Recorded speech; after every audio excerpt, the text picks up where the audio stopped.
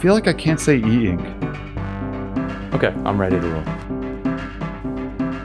Welcome to the HACKADAY podcast. My name's Mike Stish. I'm editor-in-chief of HACKADAY. Hi, I'm Elliot Williams. I'm managing editor of HACKADAY. This is episode 92. Today we're talking about getting orbital data by mail, human flight on styrofoam wings, and 7 shades of e-ink. Elliot, you are the Raspberry Pi reviewing guru these days. Yeah, right?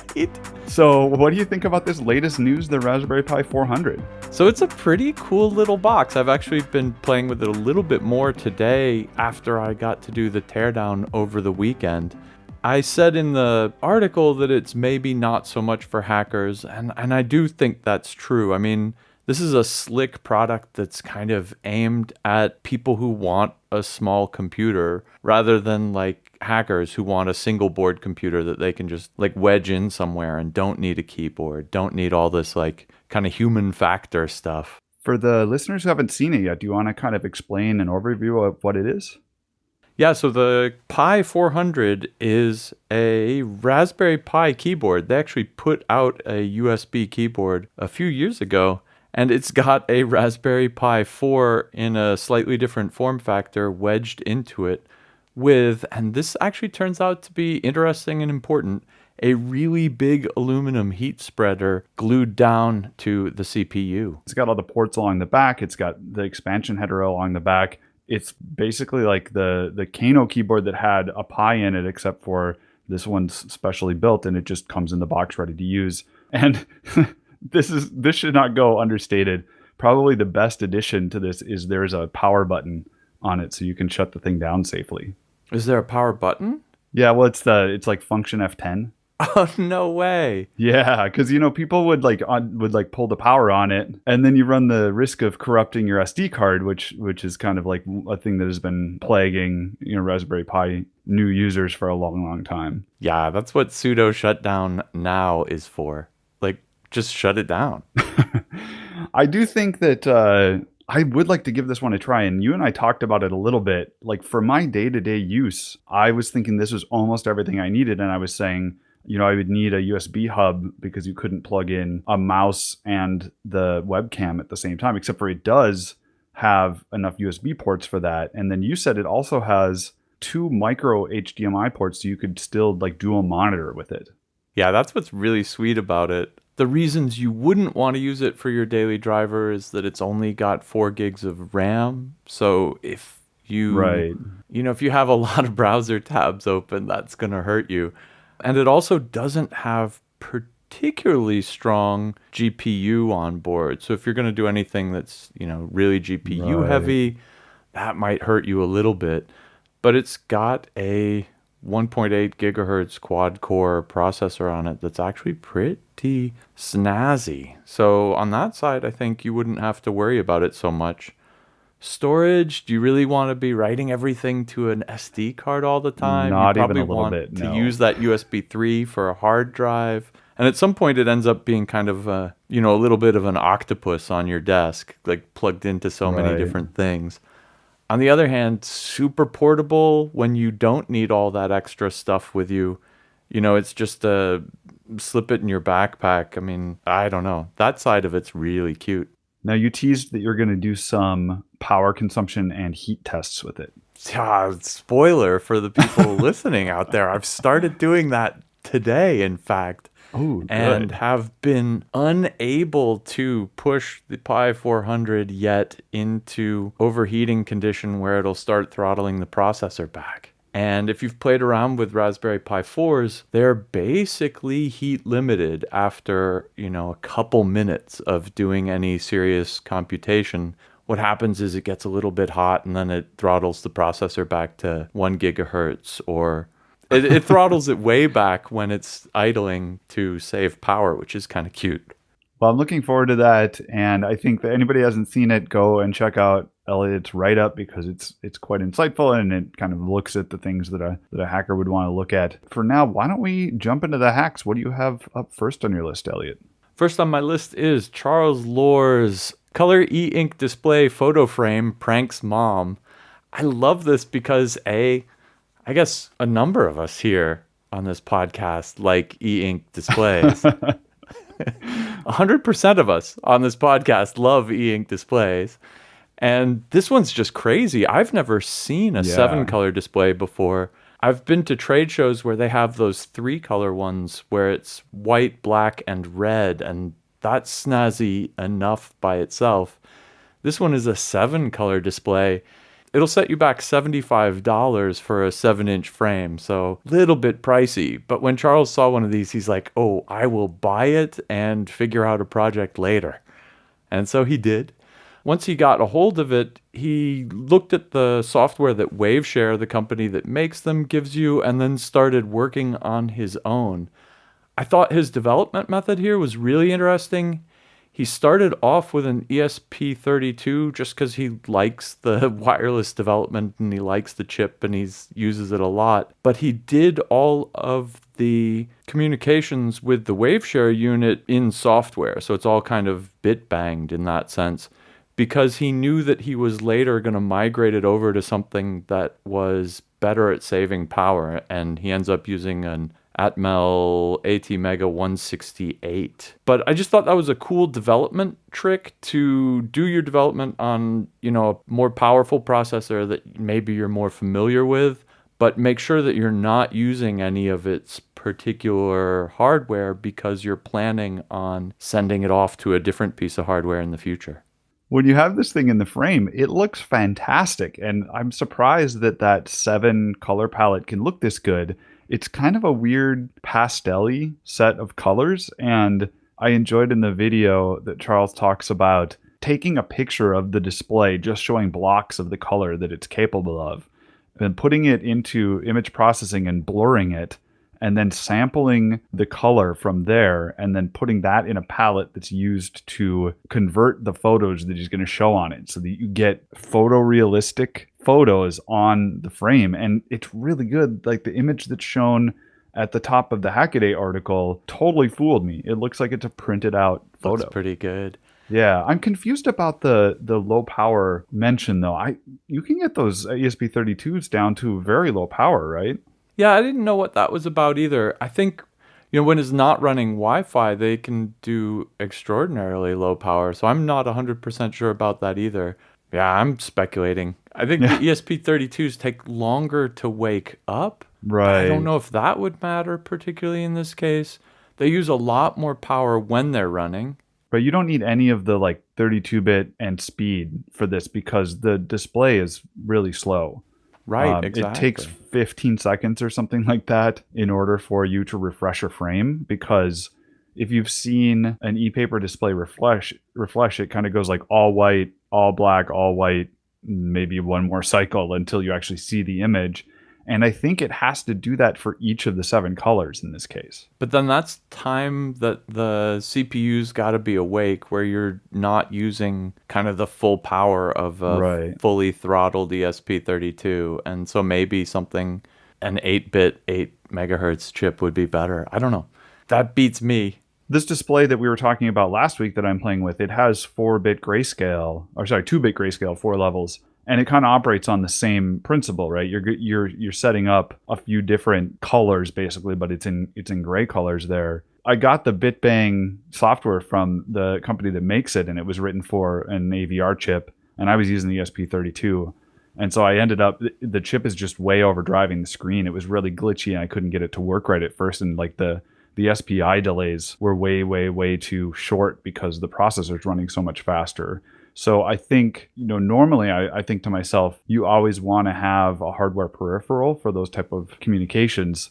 But in this case, like I said, the display is not being frequently updated. You're not pushing that many bits. I think Charles' approach to just using software is a pretty good one. While we're on the software tip, the other thing he did that I thought was neat was he ended up writing his own software SCSI layer for the SD cards. And so if you've ever played around with SD cards, they kind of have an SPI mode and then a 4-bit SCSI mode. And the SPI mode only works with the older SD cards, and some of them doesn't work with, and I think you're limited to 2 gig cards, and et cetera, et cetera. So it's a little bit, I hate to say it, hacky, whereas the SCSI mode is kind of what they're meant to speak. And so he ends up writing his own software library for SCSI mode for SD cards. So that's also an interesting part of this project on the software side. You should go check that out.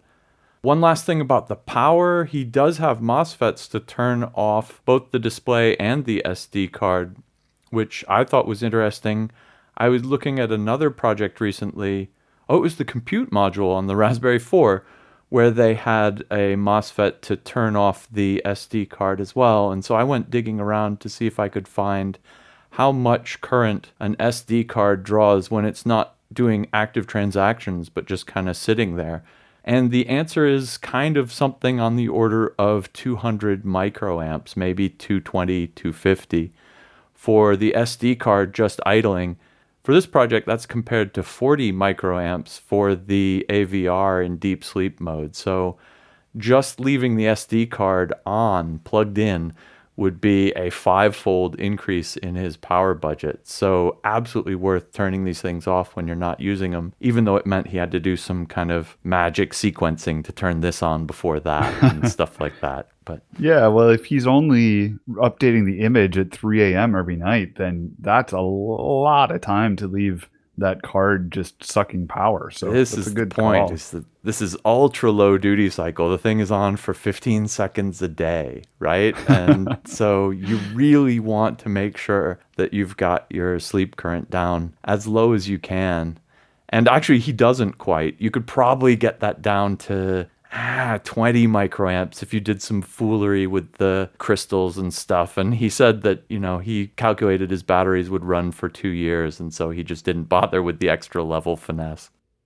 Well, let's pivot away from bits and go to flying atoms high in the sky. This is a wonderful electric ultralight project that Peter Schrippol has just finished test flying, and it blew my mind, Elliot. Did it? It did. It's insane to watch this airplane that is literally made out of styrofoam and aluminum tubes carry a human in flight. And it's so well done. So the video details a lot of how the wings were built. And it's literally those high density styrofoam blocks that would be like shoved around one side of your TV when you buy it from the store. But of course, he's taken, solid bricks and then a hot wire cutter for them and used a CNC. I think they were CNC. I don't think they were done by hand. Used a CNC to cut out the shapes that are going to be the top and the bottom halves of each wing. And then they're in sections a few feet wide. And they kind of like puzzle piece together on those sections. And you have a aluminum tube at the front edge of the wing and at the back edge of the wing. So you have two of them that end up bolting together onto, I guess you would call it the superstructure, but it's just so skeletal. Where the little cage that the pilot is riding in, there's not much there. It's kind of insect-like. Looks like a dragonfly with just two wings. The outer covering for the wings is just adhesive vinyl material, like a car wrap or like a sticker. And he puts it on, just sticks it on, and then uses some heat to kind of smooth things out. And what he's talking about, he's like, I don't know if you can leave this out in the sun or if you're going to have structural integrity problems or what, but the wings come together and then we're off to the races with test flights. What's really funny about this is Peter Schreipel makes a lot of RC planes, and everything he's doing here, everything you just described, is dead standard for making small model planes, like cutting wing profiles out of styrofoam and then jamming usually actually a carbon fiber tube spar in there instead of aluminum. But when you scale it up, the carbon fiber gets to be super expensive as opposed to like $6 for a carbon fiber tube to put in a model plane. But like, he doesn't want to have control surfaces on the wings because he wants to make it super light. So he goes with putting a dihedral angle in there, which means that the plane rolls over in yaw to the side with response to the rudder in the back. So you can do those kind of normal airplane-y banking turns just due to the kind of aerodynamics of the wings being tilted up a little bit at each end. Like, all of this is straight out of the model like RC plane playbook from beginning to end. And the fact that he's doing all of this and then scaling it up to put a human being in is where it's really interesting to me. When doing the test flight, you kind of just want to do it very close to the ground the first time. But if the plane starts to bank and a wing is going to touch the ground, he doesn't really have control surfaces to fix that. And so you have to then take off into the air and fix it with rudder. That makes it a little nervous for him. He finds on the first flight that the propeller, which is a two-blade propeller, doesn't have enough power in order to keep the thing going very well. He does okay, but he ends up putting a three-blade propeller on, and the best part is that he decides there's not enough wing surface, and so he takes the hot wire cutter and holds it up to the wing and just lops the last 4 inches of the wing off, and then inserts a new section of styrofoam wing. And all of this construction is the styrofoam and then urethane glue, which is like Gorilla Glue, to keep everything in place. It's amazing to watch that. I think the electric motor as well is really interesting. It's so simple in there. There's just not much to it. You know, it's a pretty small disc full of the coils and magnets right at the front, and then, you know, a battery bank and a speed controller. One of the things that I really chuckled at is his emergency e-stop is just a string tied to the cable, the plug of the cable, and he can pull on that string and it'll yank the cable out of the motor connector and thereby cut off the electricity. It's an interesting design. Like, I don't think you'd ever catch me flying in this thing, but I make little models like that all the time and they work just fine. So, you know, how bad could it be? Yeah, I really like it that he put in the testing in the workshop. That's the thing that I kind of wanted to end with today. How do you test before you actually put yourself in the plane to make sure the thing isn't just going to catastrophically fail if you try to take it off? And he turns it upside down and hangs it from the frame and then starts stacking bags of sand on the underside of the wing until he's gone like 2x the force that he expects it to experience, and it holds up. So very cool one. Go check it out. It's worth your time. I hung on every minute of this video. All right, it's getting to be the season to make ridiculous Christmas light displays. And if you're warming your little LED fingers up, Andy has for you Computer Vision Maps Christmas Lights. This is a neat approach to something we've seen a couple times before. The idea is you put up a string of lights and then you want to make a light show out of it. You can describe where all of them are to put into your light show program, but man, that's a pain. What you really want to do is take a picture of it and then use this picture to automatically map the lights out for you. But here he's putting the lights in the form of just strips of WS2812 LEDs, wrapping them around the limbs of a tree, which is a lot more three-dimensional than the facade of a house, which is what people usually do these displays on. His solution is really cute. He takes pictures of it from 3 different angles. So he's doing basically the same kind of video photographic mapping trick, which is you light one pixel, say where it is in your picture. Light another LED pixel, see where it is in your picture. Repeat till you have the whole string mapped out. Except he's doing it from 3 different vantage points and using that then to infer where all of the LEDs are in 3 space. It's all done in Python. It's all done with like the Python OpenCV library and some other mathematical and image processing tricks.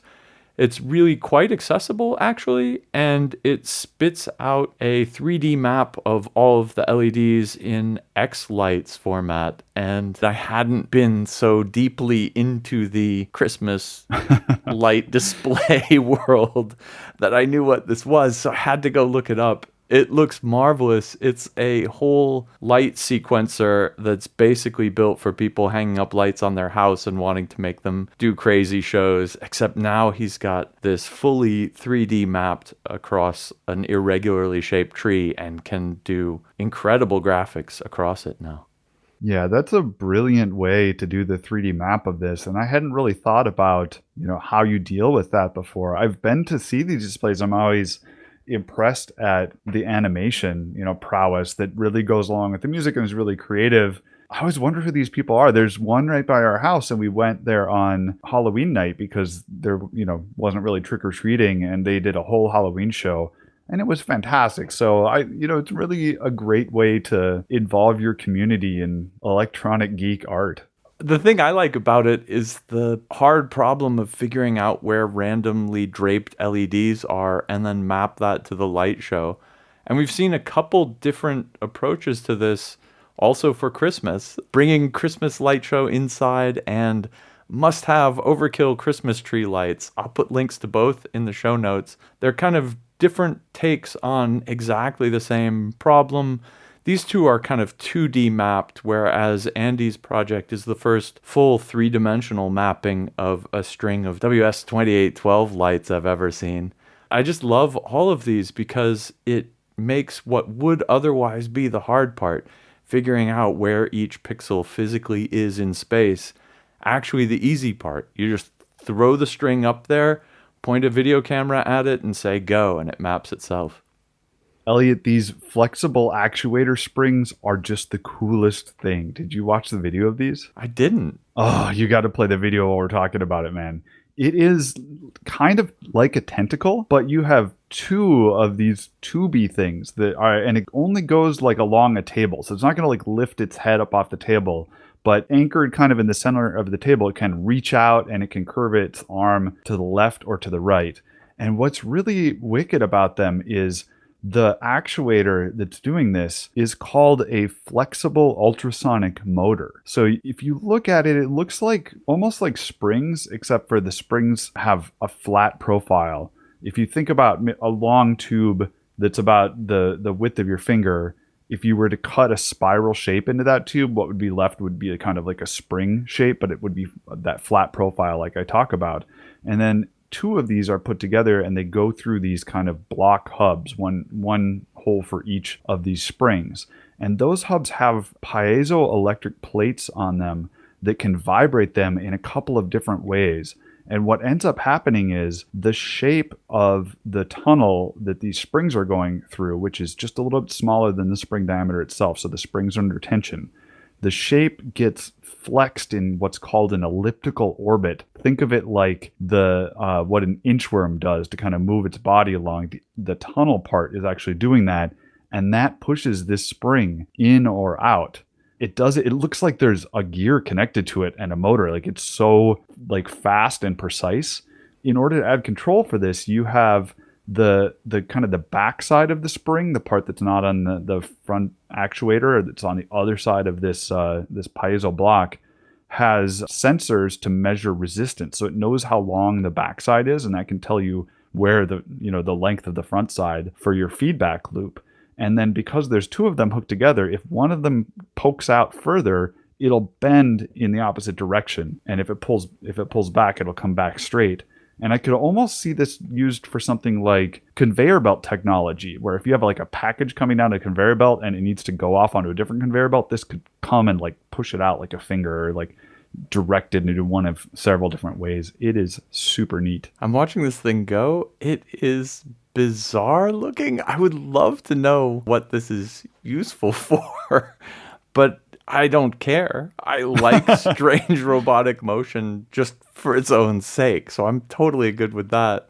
I'm looking at the way it drives these with the piezoelectric drivers, and it looks like what it's doing is, like you said, it's constricting the inside of it to an ellipse, but when that turns around, it's kind of like a screw thread almost. And the coiled spring is of course like a screw, and so it's basically just turning a screw thread and pushing the screw forward or backward, only the screws are these funny, coily, springy things.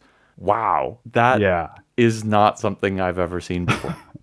Well, this is part of the IEEE International Conference on Intelligent Robots and Systems, and it was an on-demand conference this year. So everything was published online. You got to register your email address, but you can do it for free and then go and watch the presentation, which is something like 12 minutes. And it's so worth it to see this thing. Now, what in my mind, this by the way, was researchers from Kyushu University. There were 3 people writing this paper. There's also a white paper that you can get, I guess, without registering. I believe it's open access. But what really blows my mind is Roger Chang grabbed this one to write it up. And he was like hemming and hawing because he's like, I'm not sure that everyone on Hackaday is going to appreciate this. I'm like, I don't care who doesn't appreciate this. You should write up as many of these talks as you possibly can because they're awesome. And I know he said he had like 2 or 3 others that he was super into and still hadn't like totally wrapped his head around. So I'm looking forward to more of those articles coming out.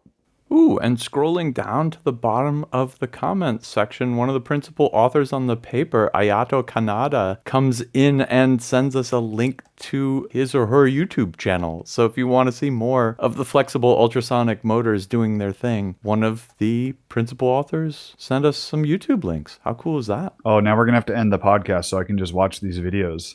Yeah, right? What is that one? Oh, there's opinion gear on this. All right, I digress. Let's keep the show rolling, Elliot. All right, next up is a 3D printer relevant hack. This G-code post-processor squeezes lines into arcs. The software is called Arc Welder, and it's written by former lurker who has done some other neat hacks in the 3D printing space, including Octolapse, which is what I use for making time lapses of 3D prints. Why do you want time lapses of 3D prints? Just because they look cool? Anyway, this turns bunches of straight lines that should be otherwise approximating a circle into actual arcs. And if your model has a bunch of curves in it and you slice it using traditional methods, it's going to approximate these curves by a bunch of little straight line segments. If you want them to be really smooth, that's a lot of little tiny straight line segments. And this can actually overwhelm and cause some lower powered G-code interpreters to choke a little bit, and it'll make them move irregularly, and you'll get little artifacts in your 3D print. The way to get nice smooth curves, on the other hand, is to use G-code's native curve functions, which are not G1, but G2 and G3. It has 2 different ways to specify arcs in space, which lets the 3D printer make nice smooth coordinated movements and thus have a lot less input coming in. This is really cool. A few of the firmwares that run 3D printers that I know of already support arcs and could take advantage of Arc Welder right now. That includes Marlin, which is what I'm running on all my printers, and Clipper, which is an interesting 3D printer driver that we've actually covered before that puts the heavy lifting off on a bigger computer and moves a subset of that processing onto the device itself. Both of these are already set up to support arcs, so if you've got lots of curvy, wavy, organic-shaped parts and cutting these into lines just isn't cutting it for you, you should check out Arc Welder and see if it can smooth your prints out for you. I wanted to talk about the cryptic calendar that Lewin Day wrote up. It is kind of a machine tool. It has 3 different rings on it that spell out the date. So it's going to tell you the day of the month, the name of the month, and the day of the week. In the picture, it's telling you it's the 24th of October and it's a Saturday. But I think the really cool thing about this is the letters are not just spelled out on the rings of this. They're kind of in a cipher. And the way that you decipher it is there's a little frame that sets where the digits are going to be. So it's kind of like the black outline of the digits is on the frame itself. And so around the outline of each of these rings is drawn the negative parts of the digits. So for instance, the O in October has the center of the O itself is drawn in black, but none of the rest of the letter is drawn on the ring because that is shown by the outline of the digit itself. And so when you just look at it, you should be able to see all the numbers in the month, and you should be able to see all of the days in the week and all the months in the year, but your eye can't reconcile those because they're missing the data of where the characters start and stop until they actually get into the frame. Yeah, that's marvelous. We've seen calendars / clocks like this before. It's just, a bunch of geared rings and it turns around to display which one's running. But the fact that you look at it at first and it looks like, what alien language is that? And then you don't even get it until you see it in motion, clicking between these different phases or whatever. It's really It's cute. The first time you see it work, it's like, oh. Like you said, it's the negative space of the letters. And now that I know that, I should be able to read them, and I still can't. Damn it. Maybe I could see where it says may, but the rest of them, it's just my brain is overwhelmed by the what I perceive as the positive space, and I just can't see it. I also like the fabrication of this. So Wolf's Paw did a really good job of choosing the right materials for the right use. So for instance, each of these concentric rings needs to have geared teeth on the back of it so that the motor can rotate them. But instead of doing what most people would do, which would be to 3D print the entire ring, Wolf's Paw is using a mill in order to mill the parts out of MDF, but then just 3D printing the teeth and then marrying the two together. What ends up happening is your fit and finish to the user side is really beautiful, and you don't get those artifacts of 3D printing where you can kind of see the path of the extruder head. But then on the back of it, you get the precision and the durability of 3D printed plastic. And it's a lot less printing to do because you don't have to print these gigantic frames that end up being made out of wood. You just have to print the teeth. That's really cute. All right, my 3 quick hacks this week start off with what looks like a junk box hack that turned out awesome. This is Raspberry Raven Pi security camera does double duty. Mr. M had a raven sculpture, it looks like, and when you've got a raven sculpture, you really want to put an animatronic head and some glowy LED eyes and a speaker into it to scare people. The cool part here is that he had a Pi 2 camera lying around, and so it does some motion detection, and when it sees people move, it turns its head at them and either caws or says, of course, nevermore. Next up, Easy SDR gets updates. Igor Yatsevich has a library of a bunch of little PCBs that you can add on to an RTL SDR dongle to increase its functionality in a variety of different ways. He has done a lot more work on this project, and you should go check it out now. Basically, there are things like amplifiers and filters and a high-frequency up converter that lets you listen to all sorts of ham radio bands all at once using one of these silly little $10 dongles. This is kind of the kit of parts to turn it into a serious radio. Nice of him to put it all in one place for us. And last up, Miharek's ESP8266 does RC without the transmitter. This is cute. The board is an ESP8266 and a servo driver. In the ESP8266, it serves up over its own ad hoc wireless a web page that then you can connect to with, for instance, a cell phone and use that as a remote controller for all of the servos you might attach to it. Some of the examples are simple things like remote control cars or harder things like a 6-channel robot. Anyway, the code here is what's interesting. You should go check out that GitHub repository because it's got a lot of nice examples of how to make interfaces that will show up on your cell phone when you attach to this ESP8266's Wi-Fi network that let anyone use them as controls for basically anything you can control with servos. My first quick hack is a wonderful entry from Fran Blanche on the big boards at Mission Control in the golden age of NASA. So if you think about those NASA missions in the 1960s and you think about the videos from Mission Control, you see a bunch of engineers in white shirts with ties and pocket protectors staring at black and white screens with data reading out on them. But at the front of the room, large as life, is a huge screen that kind of shows an unwrapped planet with the path that the orbiter is going on and its different colors. And Fran wondered, how is that possible? They didn't have, high-tech projectors back then that could project live data. And she digs and digs and digs and finds, little hints and follows these rabbit holes and discovers that there was a custom-built projector system that used multiple high-power projectors. They used special glass slides that had metal patterns etched on them, and used different color filters so in order to get this stack up on the screen. It's a really interesting look into a fascinating part of the space missions that you probably never thought about before.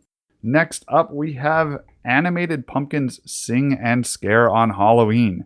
DIY Machines figured out a really cool one here, which is looks like the pumpkin-shaped treat pails that you would take around trick-or-treating, but they're actually 3D printed and they're open on the back. The viewer can't see that, but you would mount these in front of your house and then you would put a projector inside the window of one of the rooms on the front of your house and do projection mapping so that the jack-o'-lantern faces come to life on the front of these.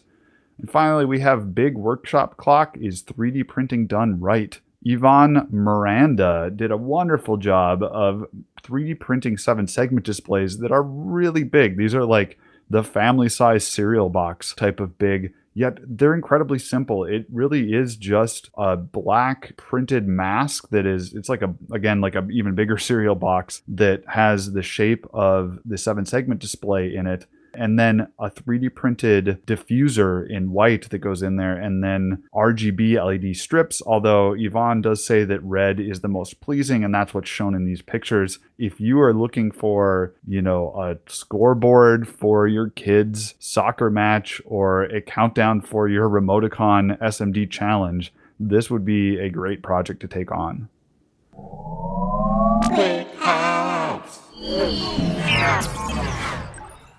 It's time for the can't miss articles of the week. This is long form content written by wonderful HACKADAY authors. And this week I chose one by Donald Papp called As Facebook Tightens Their Grip on VR, Jailbreaking Looks More Likely. Now, the gist of this is that Oculus, who is owned by Facebook, has come out with the Quest 2, a wireless VR headset. And people are really excited about this. But what they're not excited about is that the ability to use this is being very tightly coupled with your having a Facebook account. And for a lot of people, they don't want to be on Facebook. They don't want to give in to the type of data tracking and I guess just invasive, non-privacy respecting practices. It really brings out that question of like, is this interesting new technology of which Oculus is certainly one of the leaders kind of getting shunted into this walled garden where you have no choice other than don't use it or subscribe to the privacy and end user licensing agreement policies of Facebook? Facebook is one of the companies that you kind of love to hate at the moment. I'm actually the coolest kid in the room. I've never had a Facebook account ever. They're evil, and it's plain as day. Yeah, I think the problem I have with this one is if you think about a Sony PlayStation, you can get a disc and put it in the Sony PlayStation and play the game and never connect the thing to the internet. But it is not possible to do that with these VR goggles. Right now, it is possible to sideload apps, so you don't necessarily have to get the apps through Facebook. But the caveat is that Facebook has made it so that like there's a hardware switch in order to sideload things, because if the apps are coming from the Facebook App Store for it, presumably they've been vetted to not be malware and be further stealing your privacy. And so if you choose to sideload, there's like a hardware switch that lets you know that you're doing that. But then apparently you also need to register for a developer account on Facebook and give them a telephone and a credit card on file in order to load apps that aren't from Facebook, that are from developers that are not associated with Facebook. So there's this extra little bit of control on the ability to use a piece of hardware that I think is a step too far. Yeah, I think a lot of people feel like it's a step too far, and they don't necessarily want everything they do with VR goggles being reported back to the Facebook group of companies all the time attached to their real name. And I guess I can understand that. I think the kind of thirst of these companies to kind of own every aspect of your interaction with their hardware is really a little bit frightening. And of course, this will make maybe jailbreaking more likely, but this is just going to end up in that usual cat and mouse game where we figure a way to get around it and load whatever software we want, and then they pass a mandatory operating system upgrade that then undoes that, and It's going to be like it is with Apple in a way with the iPhones, where there's this race to get the phone broken so you can run whatever you want on it, and then Apple's trying to patch that up so you can't. And I think the real solution here is that unless you want to involve yourself in this kind of necessarily adversarial relationship with the company that's selling you this hardware, you just shouldn't buy that hardware. And I think people who had the previous versions of Oculus or had bought into it before they had changed these policies, there's nothing they can do. They're stuck having to hack the hardware and probably jailbreak it. But I think that privacy conscious individuals should probably look elsewhere for their VR headsets. Yeah, and that's where this article ends up. So we did the doom and gloom, but the truth is hackers going to hack, and if you are really excited about developing on this but you feel uncomfortable with Facebook, you're probably going to try and find a way around that. And so there have been a couple of different people that put out bounties on this to find a jailbreak that would let you get around the controls that Facebook has put in place and still use the hardware, but run your own software on that. And it sounds like, nudge, nudge, wink, wink, there may already be a jailbreak out there for it, and that people are kind of looking at legal defense so that it's harder for Facebook to just immediately ban anyone that's found to have done the jailbreak or something like that. But it kind of signals a larger topic that the tech industry is dealing with right now. If you look at the app stores and what they're charging developers, there's like 30% off the top for these apps, and there's this big dust up right now. The company that makes Fortnite doesn't want to pay that same fee anymore, but at this point, Apple has the user base locked in, and it's super duper profitable for them to be charging that. And obviously, any company doing anything with a walled garden piece of hardware is going to want to emulate that model, just because the long tail of having that profit center is really desirable. So, I don't think things ended badly with iPhone, but at the same time, it's nice to think that people that buy hardware own that hardware. And even if not very many people are doing anything with it, they have the option of running their own software on it. And I hope that's how it turns out with this. And at least unlike your example with Apple, Facebook does not have it doesn't have monopoly power in the VR headset space in the same way that Apple does with apps for iPhones. Apple can abuse you and make you roll over if you buy their products. Whereas Facebook, they're not the only players in the VR goggle game. There's a bunch of other companies out there making them who have no interest in seeing you as a data sheep to be fleeced. All right, well, let's turn back to the golden age.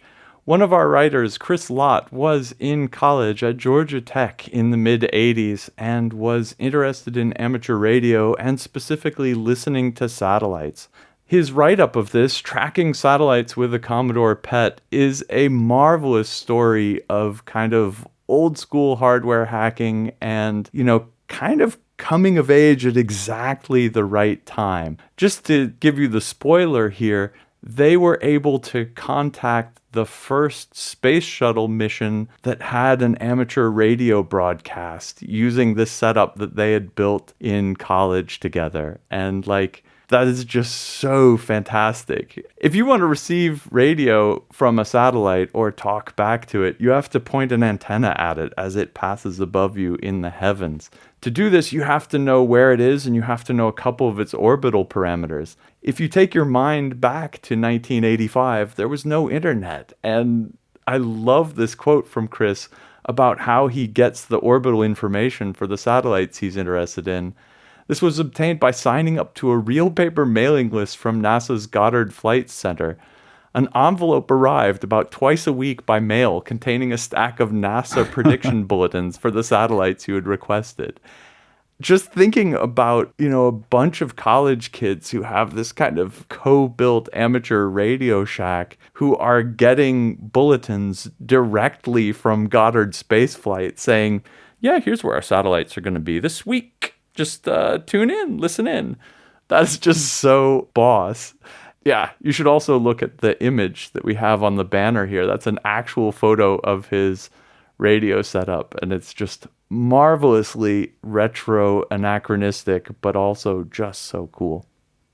Yeah, so this is a wonderful glimpse into how far we've come because this does not feel like it's that long ago. But the anecdotes that Chris has come up with here are the perfect details that you really want, any storyteller to drop for you. And I think it is really delightful to listen to him biking across campus in order to get some computer time to calculate the times that the satellite is going to go right over their ham station.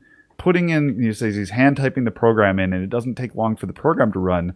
But then you have to go and wait with all the other students who have like lined up computer time.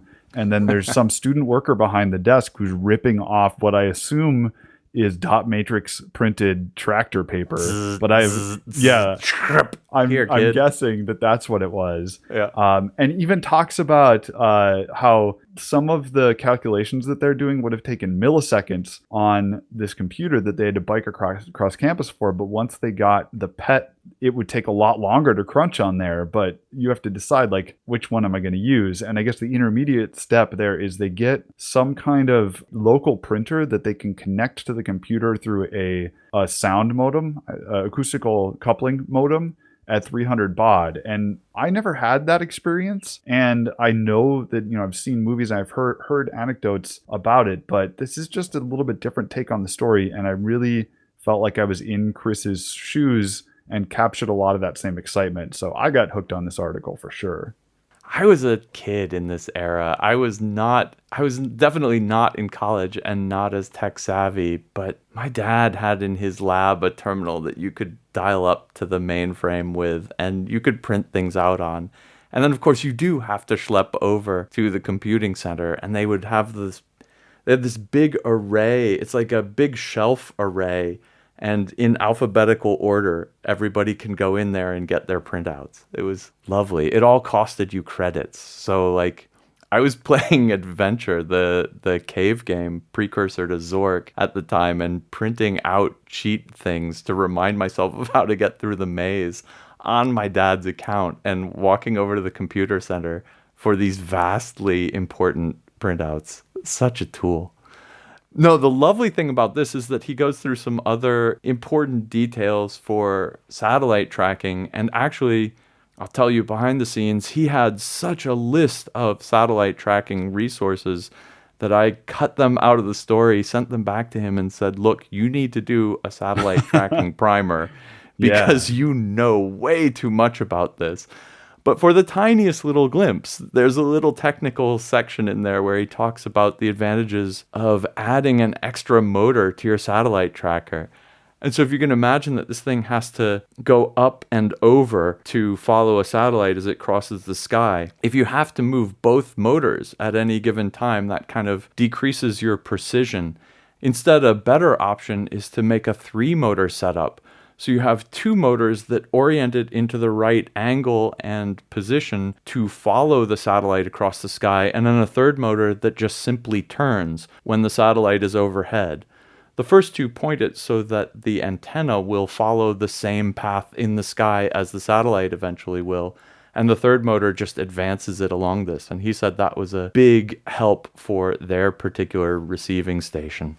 There's a ton more details that he has about this, and I hope we can tease them out of him in the future. Just wanted to share one other little piece of, being in Chris's shoes and thinking about today versus back then. The antenna that their ham radio club has is on the roof of a 5-floor building, I guess, and the shack was in the basement. They didn't have very many lines running up to the antenna, and so a lot of Chris's story talked about how that made it a little bit difficult. They couldn't easily do closed loop guiding of the antenna, and so they ended up doing open loop, which means that you just kind of blindly give the antenna commands on where to point, and you hope that it's pointing in the right direction without any feedback to tell whether it is or not. The important part there was getting the antenna started at a known location. And while he was going through this, I just thought about like what it would be like to do this today. So you would send someone up to the roof to look at the antenna, and then they'd pull out their cell phone and call the person in the basement and like give them live updates of what's going on. And you'd very quickly get this worked out. And I mean, furthermore, you'd probably just pop some wireless controller that cost you $5 or $10 into it, and then you'd have wireless control down to the basement and not need to deal with the wire itself, or you'd work out an intermediary protocol that uses the wire that you have with high-speed data to get whatever you need. Like, these things we all just take for granted now, and like a lot of people listening to this podcast right now could work those things out for themselves, and we just weren't there at that time. And it's come so far. It's wonderful to have these stories, and I think it's awesome to see Chris recreating the system. He said he's going to try and build like the modern equivalent, and I think he's even going to try and run the code that was running on it at the time. And I think it's really interesting to look at what was originally done, how big and expensive and slow, I guess, the hardware was that it was really originally done on, and then what it's like to implement these things. And it gives you a lot of perspective on the accelerating pace of technology because we keep building on advancements of the past and previous generation. Oh, dude, if you were doing this right now, you would just put some of those nice 12-bit position encoders on the motors up there. You'd have an Arduino on that. You'd probably have the Arduino talking to like a Raspberry Pi or something up there, and you'd just string an Ethernet cable down. I mean, right. You know, there you go, done, bam. You wouldn't even string an Ethernet cable down. And for $20, you know? Yeah, there'd be an Ethernet cable in the hallway right below the antenna, and you just run it to that, and then you're on the internet with it, right? Yeah, right? You just drill down to the one floor below you, plug it in there, and then you're on the international internet. Yeah, it's crazy. The future, man. We live in the future. That's all the time we have for this episode of the Hackaday podcast. As always, we'd love to hear from you. You can leave a comment on the show notes, which you'll find at hackaday.com/podcast. You can email us, editor@hackaday.com. We live and die by the tips that you send us. So if you've done something cool like Chris Lott did, or you see something cool, let us know, tips@hackaday.com. And until next time, keep on hacking. This is episode 82. Is it 82 or 92? This is episode 92. What about the tentacle thing? All good. So why don't we do like, hey, it's Mike, and then you'd be like, and it's Elliot. What did I do here? Did I not? I need to step one step back. Super.